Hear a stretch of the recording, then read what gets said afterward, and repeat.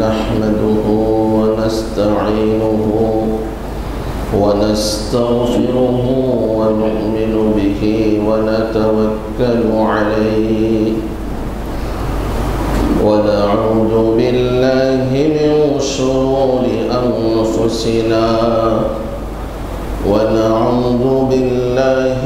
شرور أنفسنا ومن سيئات أعمالنا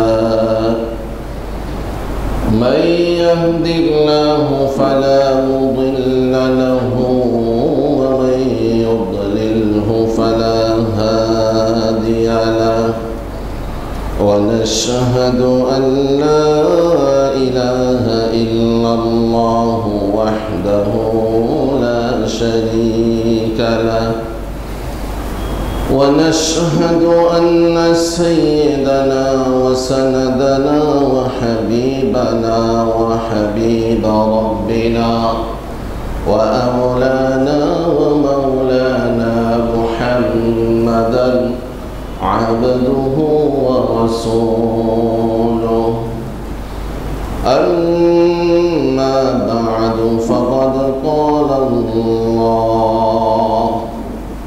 فقد قال الله سبحانه وتعالى أعوذ بالله من الشيطان الرجيم بسم الله الرحمن الرحيم يقول يا ليتني قدمت لحياتي فيومئذ لا يعذب عذابه أحد ولا يوثق وثاقه أحد إن الله وملائكته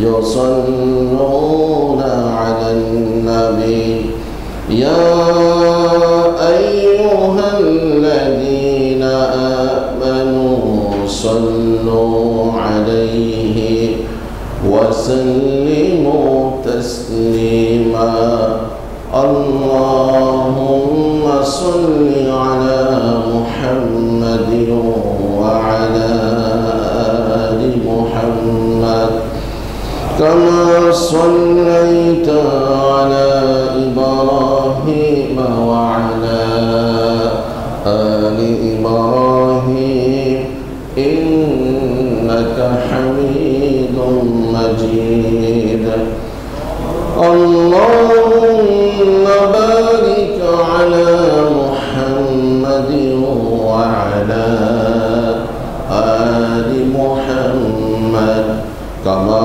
باركت على إبراهيم وعلى آل إبراهيم إنك حميد مجيد سبحانك لا علم لنا إلا ما علمتنا إنك أنت العليم الحكيم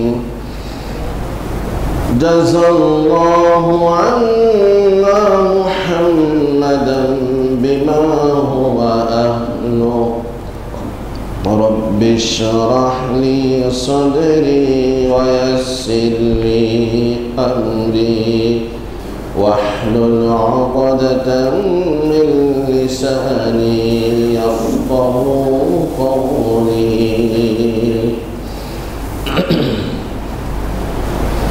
الحمد لله উপস্থিত محترم সম্মানিত মুসল্লিয়ান কিরাম হযরত উলামা কিরাম রব্বুল আলামিনের নিকট সর্বপ্রথম আমরা লাখো কোটি শুকরিয়া আদায় করছি যিনি আমাদেরকে ঈমানদার মুমিন মুত্তাকি হওয়ার সুযোগ করে দিয়েছেন সবাই বলি আলহামদুলিল্লাহ সাথে সাথে সালাত ও সালামের হাদিয়া প্রেরণ করছি سيد المرسلين خاتم النبيين شفيع المذنبين إمام المتقين محمد رسول الله صلى الله عليه وسلم এরপর আবার দোয়া করছি, হে প্রভু আপনি আপনার হাবিবকে জান্নাতের সর্বোচ্চ মাকাম দান করুন। সবাই বলি আমিন। সম্মানিত ভাইরা, আমরা গত জুমায় আলোচনা করেছিলাম যে কোরবানি এবং হজ পরবর্তী আমাদের তিনটি বিষয় করণীয়। একটি হলো ফিকির করা। রব্বুল আলামিন যে আমাকে সকল সৃষ্টির শ্রেষ্ঠ বানিয়েছেন কেন, তারপরে আল্লাহর বেশি বেশি জিকির করা। আরেকটি পয়েন্ট বলেছিলাম আল্লাহর নেয়ামতের শুকরগুজার হওয়া, শুকরিয়া আদায় করা। আজকে আলোচনা করব যে কোরবানি অতিবাহিত হয়ে গেছে, এই কোরবানি আমাদেরকে কি শিক্ষা দিয়ে গেছে, এই কোরবানি থেকে কি কি শিক্ষা আমাদের জন্য গ্রহণ করা উচিত, এই প্রসঙ্গে আলোচনা করা হবে। ওমা তাওফীকি ইল্লা বিল্লাহ আলাইহি তাওয়াক্কালতু ওয়া ইলাইহি উনীব। সম্মানিত ভাইরা, আমি কেন শ্রেষ্ঠ, কেন আল্লাহ তাআলা আমাকে শ্রেষ্ঠত্ব দিয়েছেন সকল সৃষ্টির উপরে? একটি কথা প্রসিদ্ধ আছে, 18,000 মাখলুকাত, 18,000 সৃষ্টি, অথচ তাফসীরের কিতাবে আসছে 18,000 সৃষ্টি বলতে 18,000 আলমকে বোঝানো হয়েছে, 18,000 জাতকে বোঝানো হয়েছে। যেরকম ইনসান একটি জাতি, আল্লাহর সৃষ্টি প্রাণী গরু মহিষ এক একটা শ্রেণী, এইরকম 18,000 জাত অন্য বর্ণনায় আসছে স্বয়ং আলম। আবার আলম বলতে বোঝানো হয়েছে পৃথিবী যেরকম আল্লাহর একটি সৃষ্টি, এই পৃথিবী এবং ওমা ফিহা, এর ভিতরে যত কিছু আছে সব কিছু মিলিয়ে একটি আলম। চন্দ্র পৃথক একটি আলম, সূর্য পৃথক একটি আলম। এইভাবে গ্রহ নক্ষত্র গ্রহ উপগ্রহ এই ধরনের 18,000 আলম আছে। বলেন আল্লাহু আকবার। এবং এই কথাটা সূরা ফাতিহার প্রথম আয়াত থেকেই বোঝা যায়। আলহামদুলিল্লাহি রাব্বিল আলামিন।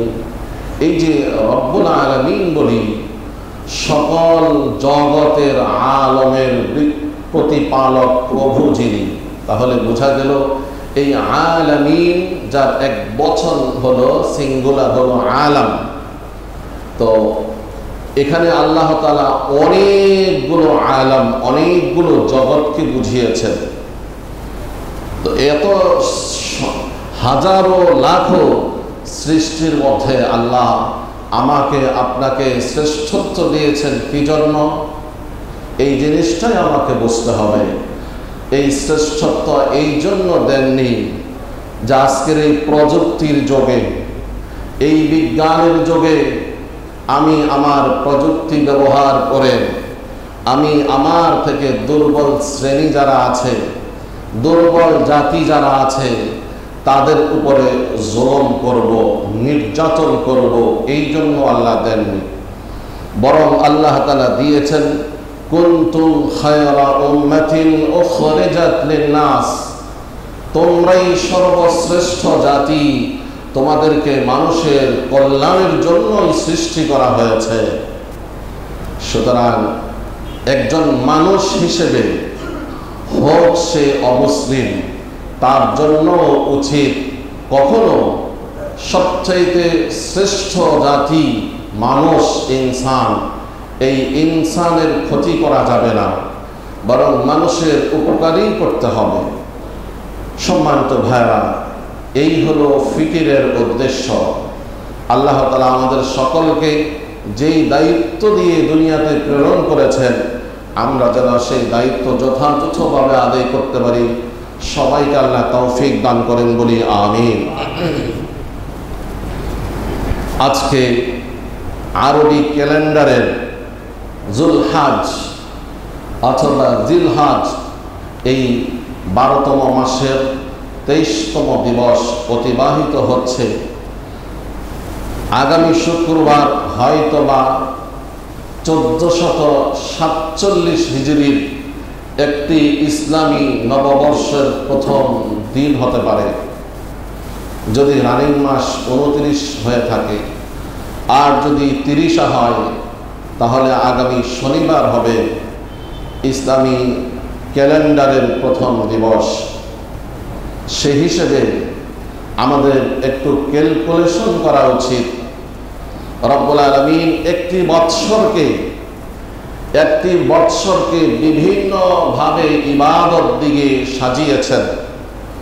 আল্লাহ তাআলা আমার আপনার টায়ার্ডনেস দূর করার জন্য, ক্লান্তি শ্রান্তি দূরে ফেলে দিয়ে আগ্রহ উদ্দীপনা নিয়ে ইবাদত করার জন্য তিনি মাঝে মাঝে কিছু অফার ঘোষণা করেছেন, কিছু অফারের বান্ডিল ঘোষণা করেছেন।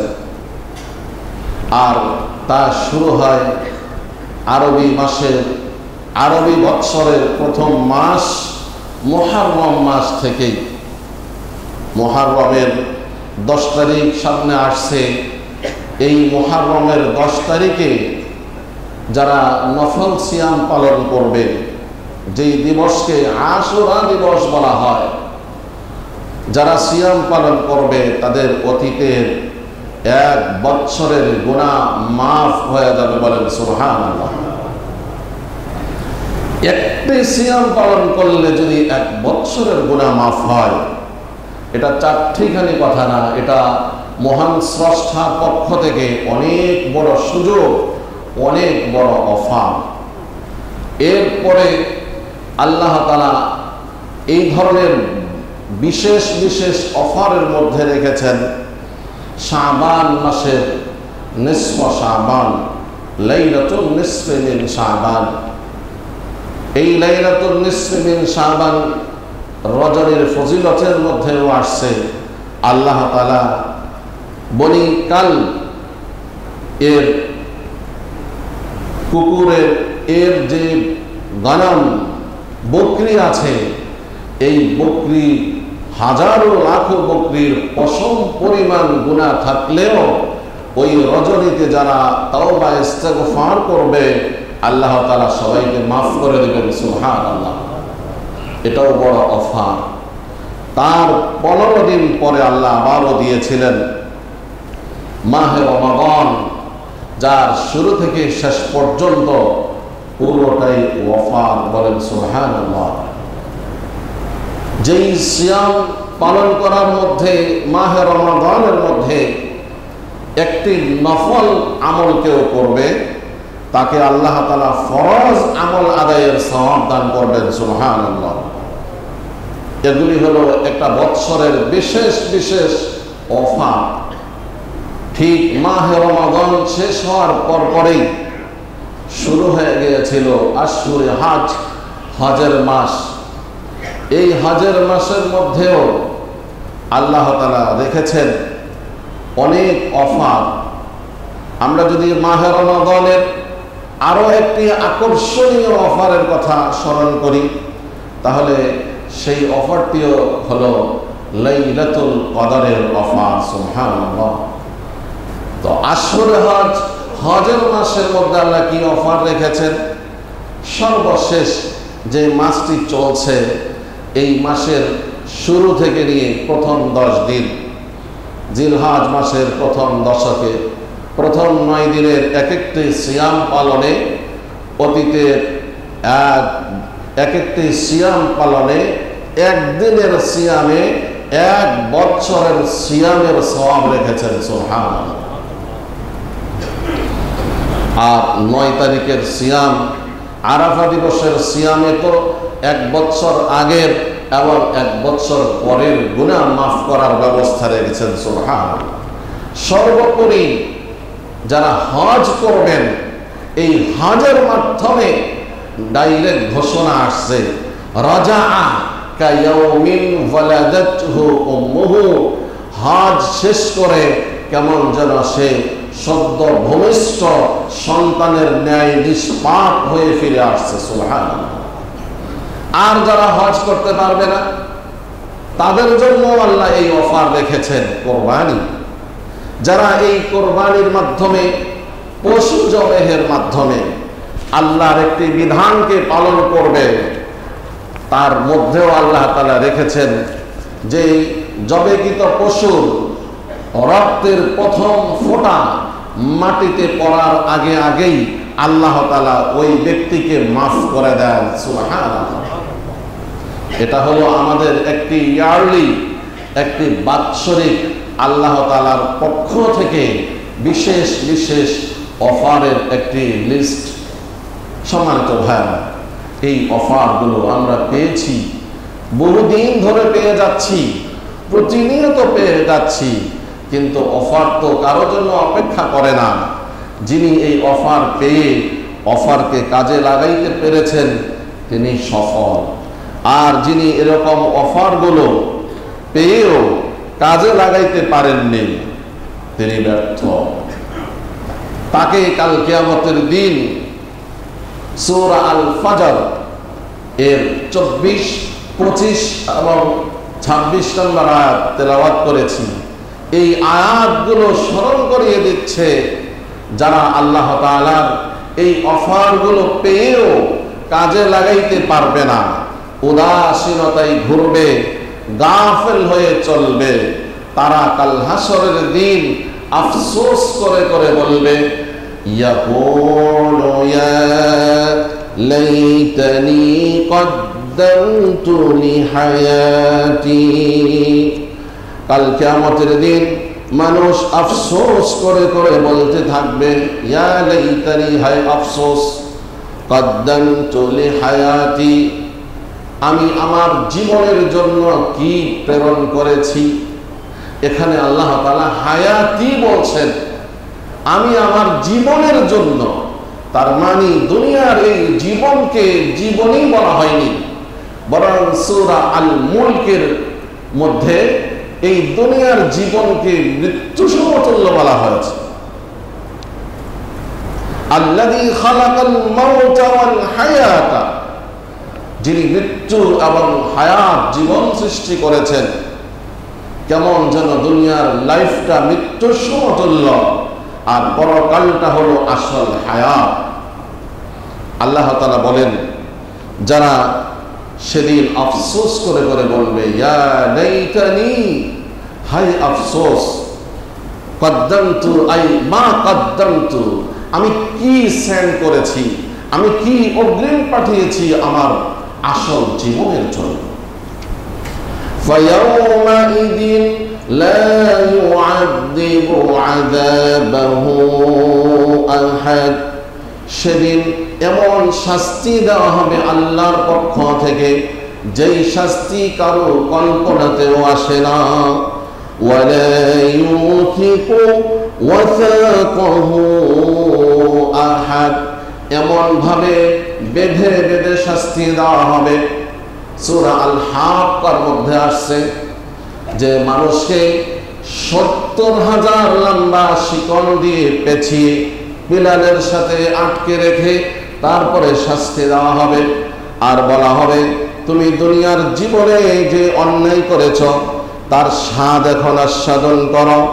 সুম্মা ফি সিলসিলাতিন যারউহা 70 যিরাআন ফাসলুকু। সূরা আল হাক্কার 32 নম্বর আয়াত। আল্লাহর পক্ষ থেকে বলা হবে, তাদেরকে 70 হাত লম্বা শিকল পেঁচিয়ে তখন তাদেরকে বলা হবে, ইন্নাহু কানা লা ইউমিনু বিল্লাহিল আযীম। তাদের এই শাস্তির কারণ হলো তারা মহান আল্লাহর উপরে বিশ্বাস স্থাপন করেনি।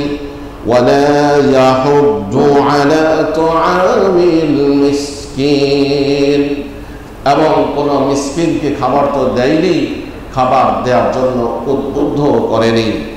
فليس له اليوم هاهنا حميم, বলা হবে আজকে তোমাদের জন্য এখানে فليس له اليوم هاهنا حميم, তোমাদের জন্য এখানে কোন ধরনের শিথিলতা চলবে না। ওয়ালা তুআমুন ইল্লা মিন গিসলিন, সেখানে কোনো কেউ আন্তরিকতাও দেখাবে না এবং সেখানে কোনো ধরনের খাবারও থাকবে না, থাকবে একবারে নিকৃষ্টতম পানি, কোচ। লা ইয়াকুলুহু ইল্লাল খাতিউন, একমাত্র অপরাধী যারা তাদেরই শাস্তি হবে এটা। সম্মানিত ভাইয়েরা, তাই আসো এই অফারগুলোকে আমরা যেন সামনে ভবিষ্যতে কাজে লাগাইতে পারি, কারণ আগামী সপ্তাহের পরেই আবার সেই অফারের বান্ডিলের অফার শুরু হবে আবার নতুন করে 10 মুহররম থেকে। তাই আসুন, যেই কোরবানি আমাদের মাঝ থেকে বিদায় নিয়ে গেছে, এই কোরবানি থেকে আমরা যেই শিক্ষাগুলো গ্রহণ করব, এই শিক্ষাগুলো নিয়ে আমরা সামান্য আলোকপাত করি। সম্মানিত ভাইয়েরা, কোরবানির অনেকগুলো শিক্ষা আছে, তার মধ্যে আসল শিক্ষা যেটা, সেটা কোরআন বলে দিয়েছে। হযরত সাহাবায়ে কেরাম প্রশ্ন করলেন, ইয়া রাসূলুল্লাহ, এই কোরবানির মধ্যে আমাদের জন্য কি রয়েছে? রাসূল জবাব দিয়েছেন, সুন্নাতু আবিকুম ইব্রাহিম, এই কোরবানি তোমাদের ধর্মীয় পিতা ইব্রাহিম আলাইহিস সালামের সুন্নাত। এরপরে জিজ্ঞাসা করলেন, তাতে আমাদের কি সওয়াব? বললেন, যেই পশু জবে দেওয়া হবে তার প্রতিটি পশমের বিনিময়ে আল্লাহ তাআলা নেকি দান করবেন বলে সুবহানাল্লাহ। হযরত উলামায়ে কেরাম এই জায়গায় এসে কোরবানির একটি তাৎপর্য তুলে ধরেছেন। সেটা হলো এই যে ইব্রাহিম আলাইহিস সালামের যে আদর্শ সুন্নাত, তাহলে ইব্রাহিম আলাইহিস সালাম কি করেছিলেন? ইব্রাহিম আলাইহিস সালাম যেটা করেছেন সেটাই আমার আদর্শ হবে। ইব্রাহিম আলাইহিস সালাম যেটা করেছেন সেটা করাই আমার জন্য সুন্নাত হবে। এখন ইব্রাহিম আলাইহিস সালাম কি করেছেন, এটা হলো বোঝার বিষয়। ইব্রাহিম আলাইহিস সালাম যা করেছেন তা আল্লাহ তাআলা বলেন, ফালাম্মা আসলামা ওয়া তাল্লাহু লিল জাবিন, তারা উভয়ে যখন একমত হয়েছেন আর সন্তানকে জবে দেওয়ার জন্য যখন শায়িত করলেন, ওয়ানাদাইনাহু আইয়া ইব্রাহিম, আল্লাহ তাআলা উপর থেকে ডাক দিয়ে বললেন, হে ইব্রাহিম, قد صدقت الرؤيا, আপনি অবশ্যই আপনার স্বপ্নকে বাস্তবায়ন করেছেন। এই জায়গায় যেই শিক্ষাটা আমাদের নেওয়া উচিত সেটা হলো আল্লাহ তাআলার জন্য আত্ম উৎসর্গ করা। আত্ম তো উৎসর্গ করতে পারবো না, তাহলে আল্লাহর প্রতিটি বিধানকে কায়মন বাক্যে আনন্দ চিত্তে খুশি মনে মেনে নেওয়া, যেমনটি মেনে নিয়েছেন হযরতে ইব্রাহিম আলাইহিস সালাম এবং যেমনটি মেনে নিয়েছিলেন ইব্রাহিম আলাইহিস সালামের সন্তান ইসমাঈল। এত বুড়ো বয়সে একজন সন্তান পেয়ে আল্লাহর কাছে কোনো অভিযোগ করেননি, হে আল্লাহ, জীবনে বহু পরীক্ষা নিয়েছেন, এই পরীক্ষাটা নেওয়ার কি দরকার ছিল? বরং আল্লাহ তাআলা নিজের পছন্দের জিনিস কোরবানি দেওয়ার জন্য বলেছেন। চোখ বন্ধ করে ফিকির করছেন, ফিকির করে উদ্ঘাটন করতে সক্ষম হয়েছেন যে আমার এই জীবনে সবচাইতে প্রিয় জিনিস তো হলো আমার এই বুড়ো বয়সের সন্তান। তাই এই সন্তানকেই জবাই দিতে হবে, একটুও দ্বিধা করেননি। আর যেমন বাবা তেমন সন্তান, ইসমাঈল আলাইহিস সালামকে বলার সাথে সাথে তিনি বললেন, বাবা দেরি করার দরকার নেই, এখনই স্টার্ট করুন। সুবহানাল্লাহ। রাসূল যে বলেছেন এই কোরবানি তোমাদের ধর্মীয় পিতা ইব্রাহিমের সুন্নাত আদর্শ। আমার ভাইয়ারা, আদর্শ এই জায়গায় যে ইসলাম অর্থ হলো আমি আমার গর্দান ঘাটকে আল্লাহর সামনে সঁপে দিলাম, ইসলামের প্রতিটি বিধানকে আমি মেনে নেব, নিঃসংকোচে কোনো ধরনের সন্দেহ থাকতে পারবে না। ইব্রাহিম আলাইহিস সালাম এই পরীক্ষায় উত্তীর্ণ হয়েছেন। আমি কি আমার অল্প টাকায় ক্রয় করা এই পশুকে ইব্রাহিম আলাইহিস সালাম যেই ইখলাসের সহিত কুরবানি দিতে সক্ষম হয়েছেন, সেই ইখলাস কি আমার মধ্যে আছে? সেই ইখলাস কি আমার মধ্যে ছিল? আমরা যদি আমাদের অভ্যাস, আমরা যদি আমাদের অবস্থা, আমরা যদি আমাদের অ্যাক্টিভিটিস দেখি, তাহলে মনে হয় এই ইখলাসের লেশ মাত্র আমাদের কারো মধ্যে মোটেও নেই। কারণ আমরা যখন এইভাবে কথোপকথন করে থাকি যে ভাই এবার আসলে লস হয়ে গেছে, কিভাবে লস হয়ে গেল? যে নিজে গরুর হাটে যাই নাই, ওই অমুককে পাঠিয়েছি, সে খুব অনেক দাম দিয়ে ছোট গরু কিনে নিয়ে আসছে, গোস্ত মেপে দেখলাম যেটা টার্গেট ছিল সেটা হয় নাই। বলেন নাউজুবিল্লাহ। এই কোরবানির মধ্যে কেমন যেন আমাদের পার্থিব পাওনা এত বড় টার্গেট হয়ে গেছে। কেউ কেউ আমরা অপেক্ষায় থাকি যে কোরবানি আসুক, তখন পুরো 1 বছরের জন্য গোশত ফ্রিজজাত করে রাখবো। বলি নাউজুবিল্লাহ। কোরবানি এমন একটা আমল, অন্য আমলে দুনিয়াবি কোনো সুযোগ সুবিধা পাওয়া যায় না, শুধু কোরবানির মধ্যেই পাওয়া যায়। কারণ জবে দিলাম আমি, গরু ক্রয় করলাম আমি, গোশত সব আমি নিলাম বা কাউকে কিছু দিলাম, তাহলে সমস্ত ফায়দা আমি ভোগ করলাম। আল্লাহর জন্য কি পাঠাইলাম? আল্লাহর জন্য পাঠাইতে হবে এই জায়গায় ওই ইখলাসটা, যে এটা শুধু আল্লাহর জন্য করেছি। সম্মানিত ভাইয়ারা, আসুন, যদি আল্লাহর বিধান হতো সন্তান জবে দেওয়া, আজকে এই সমাজে যারা মুসলিম, যারা ঈমানদার, আমাদের প্রত্যেককেই আপন আপন সন্তান কোরবানি দিতে হতো। না দিয়ে উপায় ছিল না। তখন দেখা যেত আমরা কয়জন পাক্কা মুসলিম আর কয়জন আধা মুসলিম। আমার ভাইয়েরা, এই কোরবানি আমাদেরকে শিক্ষা দেয় আল্লাহর প্রতিটি বিধানকে সমুন্নত রাখতে হবে, প্রত্যেকটি বিধানকে আমাদের মানতে হবে। আজকে সন্তান তো কোরবানি দেওয়া দরকার ছিল, আল্লাহ সহজ করেছেন। এখন যদি কেউ বলে যে আমরা আমাদের সন্তান কোরবানি দিতে পারবো, সমস্যা নেই, কিন্তু আমরা সমাজে দেখি সন্তান কোরবানি দেওয়া তো অনেক দূরের কথা, বরং আজকে আমরা আমাদের সামান্য মন মানসিকতাও কোরবানি দিতে পারি না। আমার সন্তানের বয়স 15, 20, 25, 30 হয়ে যাচ্ছে, এখনো আমি আমার সন্তানকে কোরআন শিক্ষা দিতে পারি না।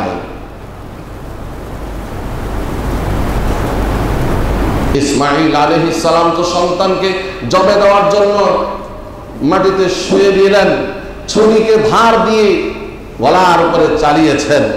আল্লাহ তাআলা রিমোট কন্ট্রোলার ছুরিকে বলছেন, ছুরি আমার নির্দেশের বাহিরে কোনো কাজ করতে পারবে না। বলেন সুবহানাল্লাহ। ছুরি চালিয়েছেন পুরো শক্তি দিয়ে, চামড়া কাটা তো দূরের কথা, একটা পশমও কাটে নাই। আল্লাহু আকবার। আমার ভাইরা, এই হলো একজন পাক্কা মুমিনের শক্তি, ইমানদারের শক্তি। তাহলে আসুন, পশু জবে দিয়ে দিলাম, শেষটা আমাকে এখান থেকে শিখতে হবে। যদি এই সন্তানকে আল্লাহ তাআলা কোরবানি দিতে বলতেন, তাহলে তো আমাকে কোরবানি দিতে হতো। আর আমি তো ভাবতেছি সন্তানকে কোরআন শিক্ষা দিলে না জানি তার সময় নষ্ট হয়ে যায় কিনা। বলি নাউজুবিল্লাহ। আমি যদি এই সন্তানকে